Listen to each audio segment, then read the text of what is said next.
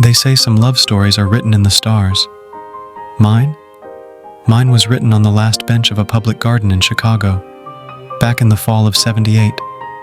My name's Daniel Carter, and this is about the girl I never stopped loving.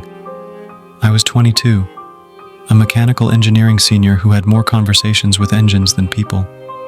She was Emily Green, a journalism student who carried coffee in one hand and poetry in the other. She had freckles that danced when she laughed, and a mind that could silence a room. We met during a campus debate. She destroyed my arguments with her wit, and then handed me a napkin afterward that said, "Let's argue over coffee sometime." That coffee turned into weekly walks. Those walks led to our spot, the last wooden bench by the lake in Grant Park. For 6 beautiful months we sat there every Sunday. Rain, snow, didn't matter. That bench heard our dreams, our laughter, and the sound of hearts falling in love. And then, I disappeared. Not because I wanted to. My dad was in the Air Force. We had to relocate overnight. No phone calls, no internet, just a goodbye I never got to say. I tried writing her, but the letters came back. And life, it just kept happening. I eventually got married, had kids, a mortgage, a dog, a routine. But no matter how many birthdays passed, Emily, she never really left. Every few years I'd try to look her up.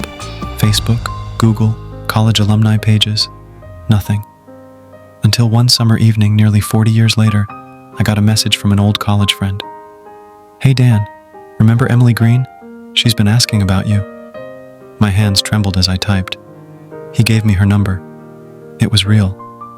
I stared at it for 2 whole days before I finally messaged, "Do you still sit on that bench?" Her reply came minutes later. "Only in my heart."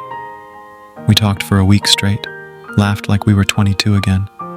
But then, the guilt crept in. She was married, so was I. Kids, grandkids, Thanksgiving dinners, church on Sundays.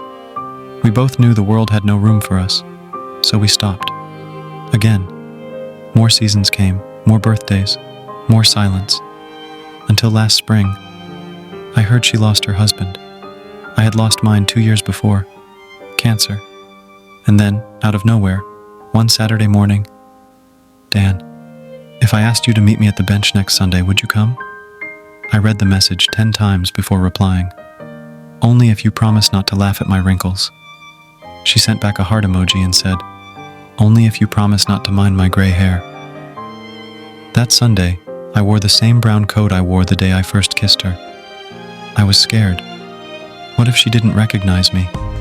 What if time had changed her too much? What if we were just chasing ghosts? But when I saw her, sitting on that same bench, hands folded, eyes searching, it didn't matter. She smiled. I smiled. And for a moment, we weren't old. We were just us. We've been together ever since. We walk slower now, talk softer, but laugh just as hard. We sit on the same bench every Sunday, only now there's no goodbye at the end. Some people never get a second chance. I did. And if you ask me what love feels like, I'd say, it feels like coming home, even after a lifetime apart.